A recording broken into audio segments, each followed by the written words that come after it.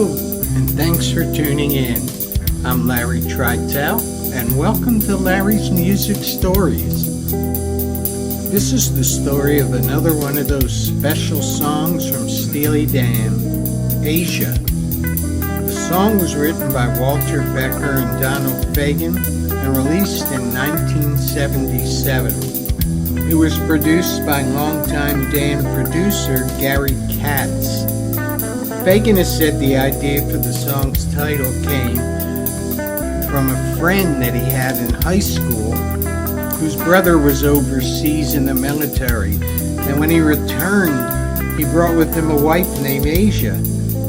Fagen went on to say regarding the song's name, "We thought that was a good name, a very romantic sort of image of the tranquility that can come of a quiet relationship with a beautiful woman."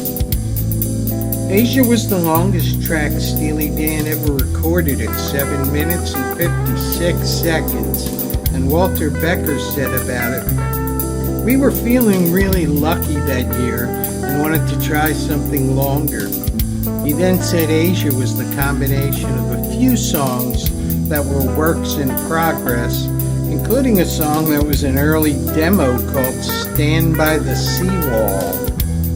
Some musicians on the track include Fagen on lead vocal and synthesizer, Becker, Denny Diaz, and Larry Carlton all played guitar, Timothy Schmidt from the Eagles on backing vocals, Joe Sample was on piano, Chuck Rainey on bass, jazz legend Wayne Shorter played tenor sax, and Steve Gadd was the drummer.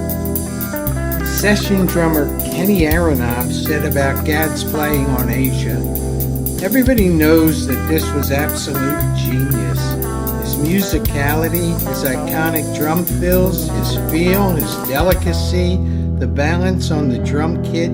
He did it in one take, and it was one of the greatest drum performances that made it on the radio ever." How great is that? I hope you enjoyed this story. Till next time, remember what the great Ian Anderson said, "Life's a long song, but the tune ends too soon for us all."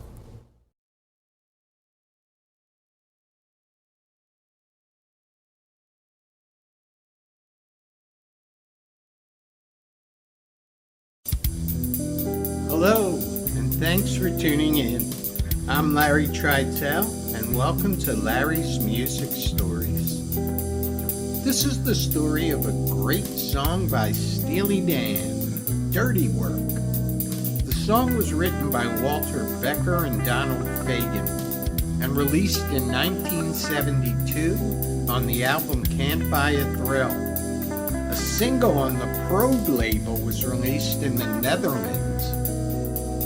The track's vocals were provided by David Palmer and not the band's usual vocalist Donald Fagen. Palmer said about it, "I got a call from Jeff Baxter telling me about this group forming in LA and they needed a singer, and would I be interested? Since I was working in a plastics factory in Jersey at the time, I didn't need a hell of a lot of convincing. I hit the road, arrived in LA a week later, was in the studio the next night, and I ended up singing the lead on Dirty Work in Brooklyn as well." He goes on to say, "There are two reasons for me leaving the Dan. First, I was asked to.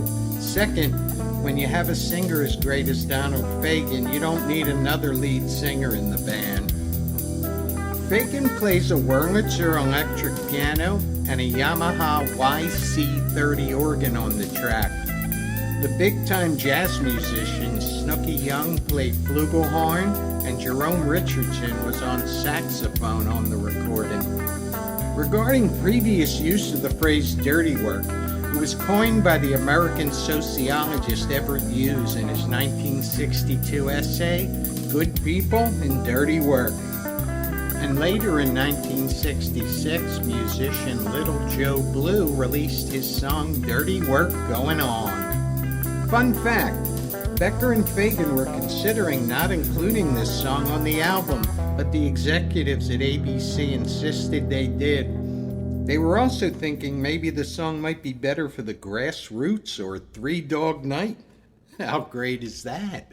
I hope you enjoyed this story. Till next time, remember what the great Ian Anderson said: life's a long song, but the tune ends too soon for us all.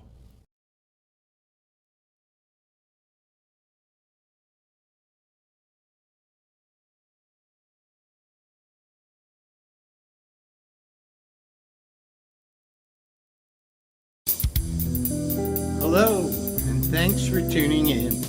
I'm Larry Tridell, and welcome to Larry's Music Stories. This is the story of one of Steely Dan's finest tunes. Any major dude will tell ya. The song was written by Walter Becker and Donald Fagen and released in 1974. It was the B-side of Ricky Don't Lose That Number, and it appears on the album Pretzel Logic. Fagen said about the song, "When we moved out to LA, people called each other dude, which we found funny. We were trying to speak their language." The track features Donald Fagen on lead vocals and piano, Walter Becker on backing vocals, studio greats Denny Diaz, Jeff Baxter, and Dean Parks on guitar. David Page plays electric piano, Chuck Rainey on bass, and Jim Gordon on drums. Becker and Fagen had written out the guitar solo for Denny Diaz, and he played everything but a series of vibrato notes that were played by Jeff "Skunk" Baxter. Regarding the line in the song, "Have you ever seen a squonk's tears will look at mine?" Well, according to a book of American folklore, the squonk is a mythical creature that is reputed to live in the hemlock forests of northern Pennsylvania. The animal weeps constantly. When cornered or when surprised and frightened, it may even dissolve itself in tears. Fun fact, every year in Johnstown, Pennsylvania, there is a festival celebrating the squonk called Squonkapalooza. How great is that? I hope you enjoyed this story. Till next time, remember what the great Ian Anderson said: life's a long song, but the tune ends too soon for us all.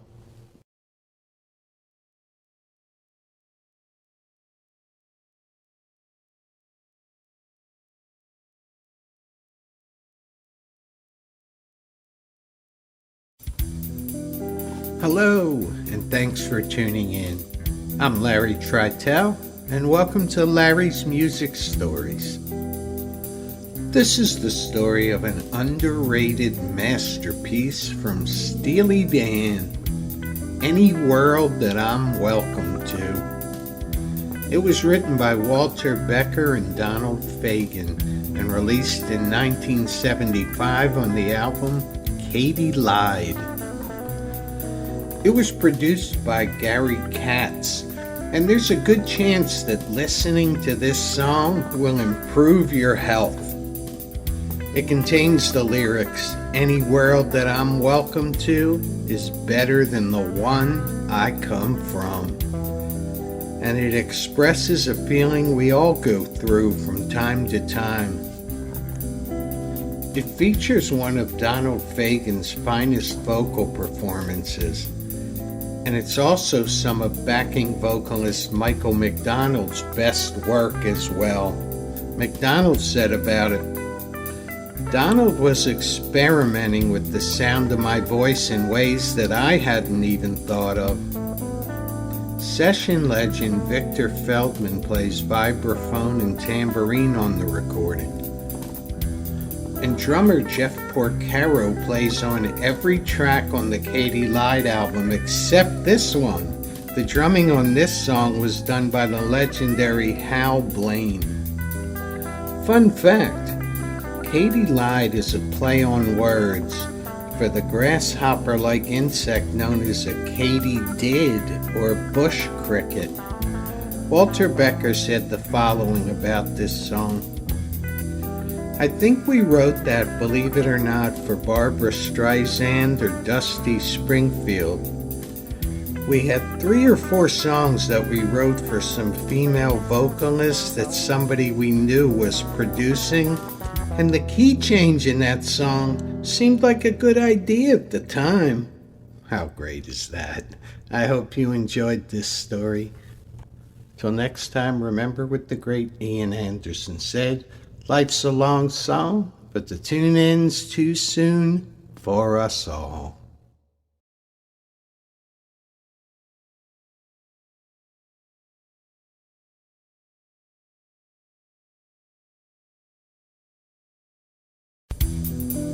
Hello, and thanks for tuning in. I'm Larry Tritell, and welcome to Larry's Music Stories. This is the story of a much-loved song by Steely Dan, Black Friday. It was released in 1975 on the album Katy Lied, and it reached number 37 on Billboard's Hot 100. The song isn't about going on a holiday shopping spree. It was written about the original Black Friday, which occurred in 1869. And what happened was, a group of American investors tried to buy as much gold as possible so they could jack the price way up. President Grant found out about it, and he had the government release $4 million worth of gold. That caused the price of gold to quickly go way down, and it left all those shady investors without a dime. The lyrics reference the Australian town of Muswell Brook, which incidentally is pronounced without the W by Australians. And Donald Fagen had this to say, I think we had a map, and we put our finger down at the place that we thought would be the furthest away from LA. And it fit the meter of the song, and it rhymed with book. Fun fact, music nerds have long debated over who played this song's guitar solo. The drummer on the recording, Jeff Porcaro, said, on Black Friday, that guitar solo is Walter. He played an old Fender Mustang guitar with rusty strings. And that's a badass solo, man. How great is that? I hope you enjoyed this story. Till next time, remember what the great Ian Anderson said. Life's a long song, but the tune ends too soon for us all.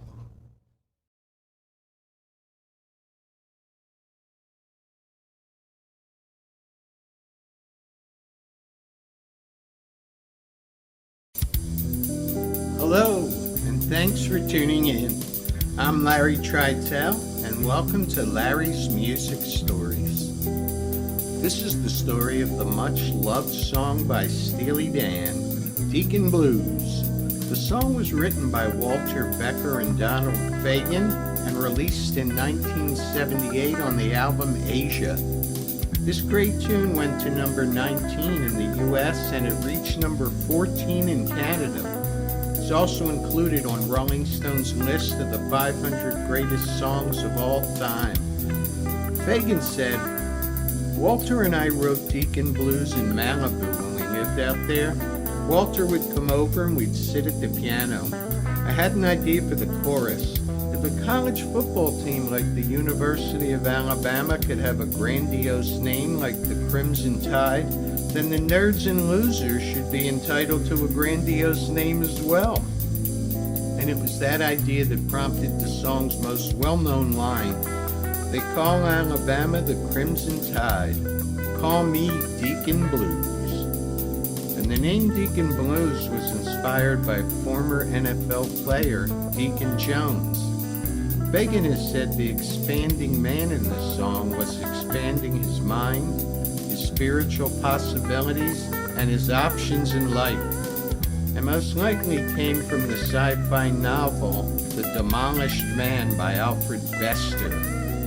Fagan went on to say, Deacon Blues is about as close to autobiography as our tunes get. We were both kids who grew up in the suburbs, who both felt fairly alienated. Session greats Larry Carlton, Dean Parks, and Lee Ritenour all play guitar on the track. Victor Feldman is on piano, and the great Bernard Purdy is on drums. Tom Scott wrote the horn arrangement, and the tenor sax was played by Pete Christley from The Tonight Show Band. He said about the recording, "They told me to play what I felt. I recorded a second take, and that's the one they used. I was gone in a half hour. The next thing I know, I'm hearing myself in every airport bathroom in the world." How great is that? I hope you enjoyed this story. Till next time, remember what the great Ian Anderson said, "Life's a long song, but the tune ends too soon for us all."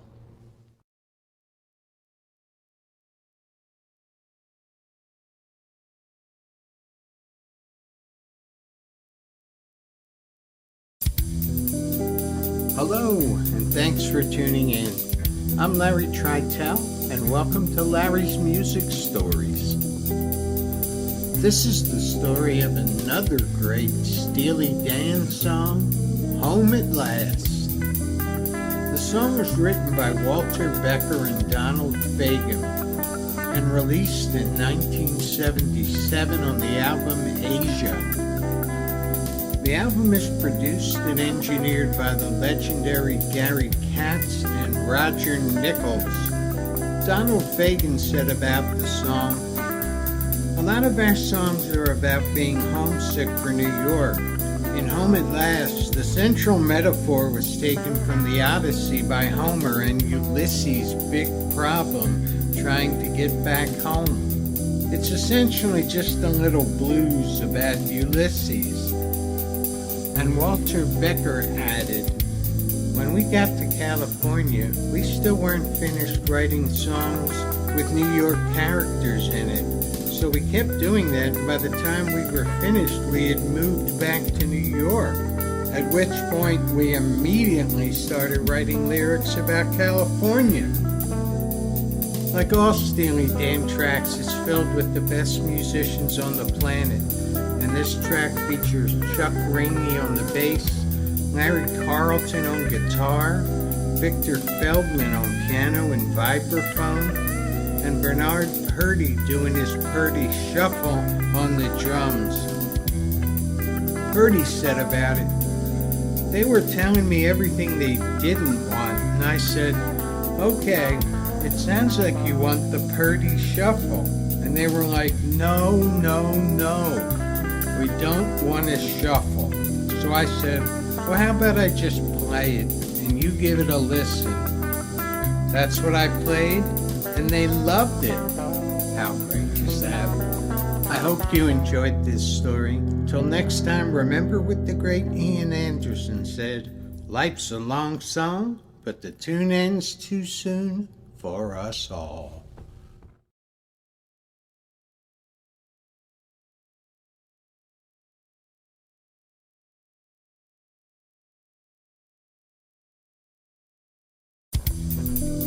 Hello, and thanks for tuning in. I'm Larry Tritell, and welcome to Great Music Stories. This is the story of one of Steely Dan's finest songs, Kid Charlemagne. The song was written by Walter Becker and Donald Fagen and released in 1976 on the album The Royal Scam. The song was inspired by the famous LSD chemist from the 60s, Owsley Stanley III. Co-writer Walter Becker said about it, "I would say it was very loosely inspired by a character named Owsley. He was a well-known psychedelic chef of the day. Lyrics in this much-loved song, such as "You'd Go to L.A. on a Dare," was a reference to Owsley's 1965 move to L.A. to mass-produce LSD. And the lines, "Is there gas in the car? Yes, there's gas in the car," refers to when Owsley eventually got busted in 1967. It was reported that his car had run out of gas.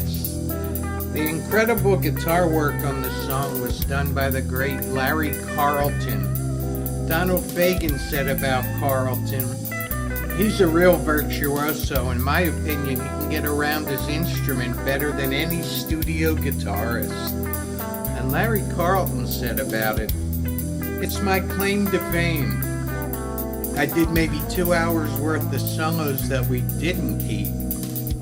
Fun fact, the Technicolor motorhome mentioned in the song was a reference to the 1939 International Harvester school bus named Further that was owned by counterculture figure Ken Casey.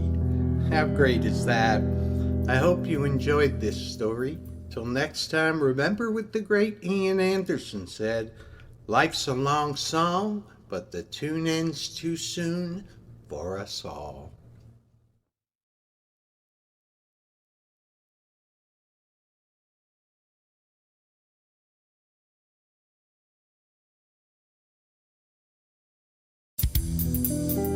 Hello, and thanks for tuning in. I'm Larry Tritell, and welcome to Larry's Music Stories. This is the story of one of Steely Dan's most loved tunes, "My Old School." The song was written by Walter Becker and Donald Fagen and released in 1973 on the album Countdown to Ecstasy. This much-loved tune reached number 63 on Billboard's Hot 100. The song was written about a drug bust that occurred in 1969 at Bard College, where Becker and Fagen were attending. 44 people were arrested that day, and one of them was Donald Fagen. He was charged with sale of a dangerous drug, and his bail was set at $5,000. While being held at the Poughkeepsie jail, his long hair was cut off. Fagen said about it, "These were the days when there was a war on long hairs. There were a few warrants, and one of them was for me, which was based totally on false testimony." Regarding the line in the song, "Tried to warn you about Gino and Daddy G," Daddy G was referring to G. Gordon Liddy, who was the district attorney who orchestrated the drug bust, and the Wolverine up to Annandale, that was the train that Becker and Fagen took to get to Bard College. The track was produced by Gary Katz. There were 4 saxophones on the recording, and they were arranged by Jimmy Haskell.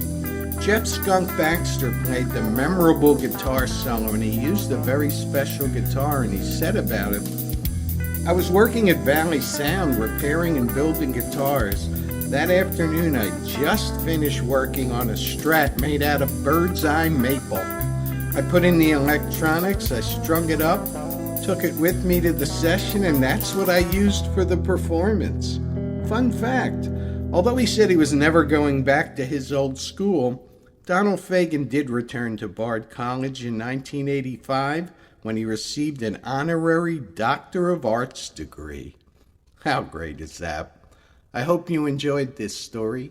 Till next time, remember what the great Ian Anderson said, "Life's a long song, but the tune ends too soon for us all."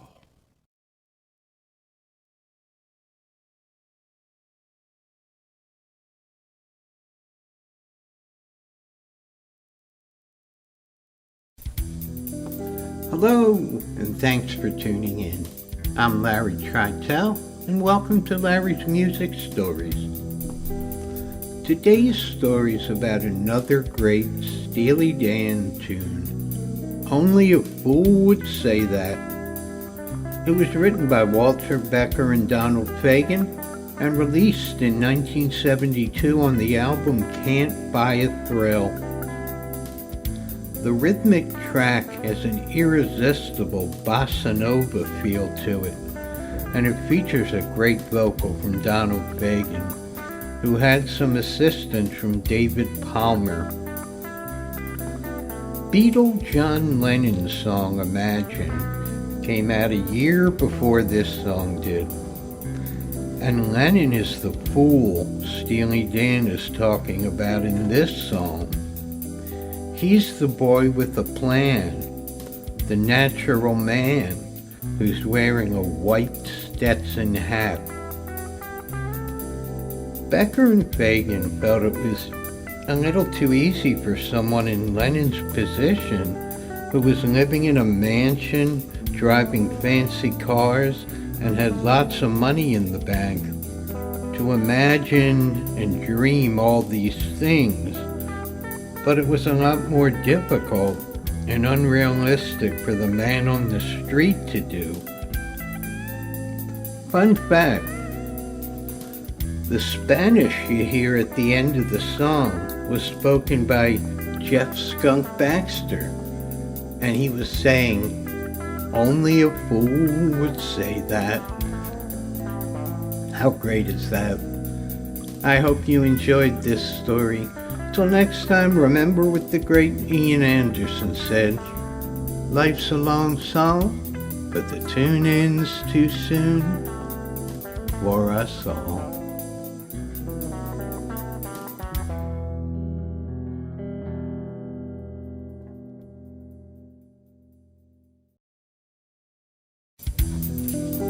Hello, and thanks for tuning in. I'm Larry Tridell, and welcome to Larry's Music Stories. This is the story of one of Steely Dan's most loved songs, Peg. It was written by Walter Becker and Donald Fagen and released in 1977 on the album Asia. It reached number 11 in the USA and went up to number 7 in Canada. Donald Fagen said about the song, "Imagine that Peg takes place at a seedy photo shoot in LA in the 1950s. All of the lyrics are from the perspective of the jilted boyfriend who is still hanging around. The scene is seedy because show business is seedy." In the lyrics, Becker and Fagen tell Peg that these photos could later create some bad karma, and they warn her, "Peg, it will come back to you." Michael McDonald sang the backing vocals and had this to say, "Peg was maddening. It was really hard to keep those close harmony parts in my head, but hearing it back after hours of work, it sounded great." For the guitar solo, Becker and Fagen auditioned 7 or 8 different studio guitarists, including Robin Ford and Larry Carlton. They finally decided on Jay Graydon. Graydon said, "I chose my 64 Gibson ES335, and the amp was my Fender Deluxe. As always for my solos, I used my orange squeezer compressor and my Ernie Ball volume pedal." Sax great Tom Scott plays an electronic wind instrument on the track called a Lyricon. Some people believe this song was written about Hollywood actress Peg Entwistle, who left to her death by jumping off the H in the Hollywood sign. Fagen said, "It is indeed written about a real person, but it's not her." How great is that? I hope you enjoyed this story. Till next time, remember what the great Ian Anderson said, "Life's a long song, but the tune ends too soon for us all."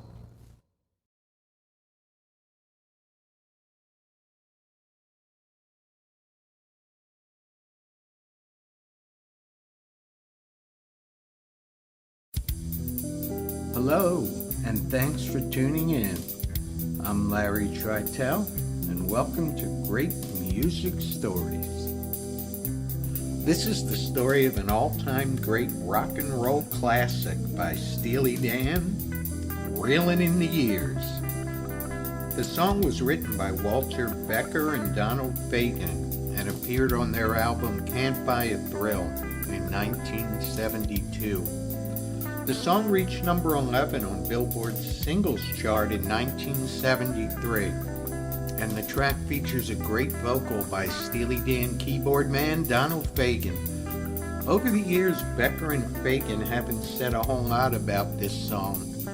Fagen described it as being dumb but effective, and Becker has said, "It's no fun."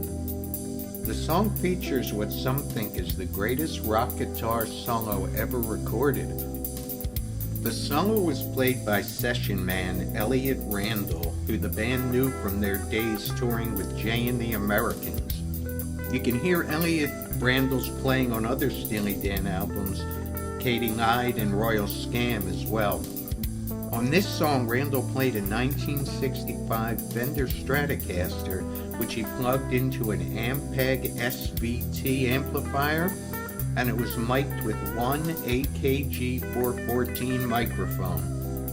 Randall has said about the recording, "It was my first session with Steely Dan. I thought they were really special, and they must have thought I was special too." The song was actually very easy to do. It virtually played itself. Guitar great Jimmy Page has said that this is his favorite guitar solo of all time. How great is that? I hope you enjoyed this story. Till next time, remember what the great Ian Anderson said, "Life's a long song, but the tune ends too soon for us all."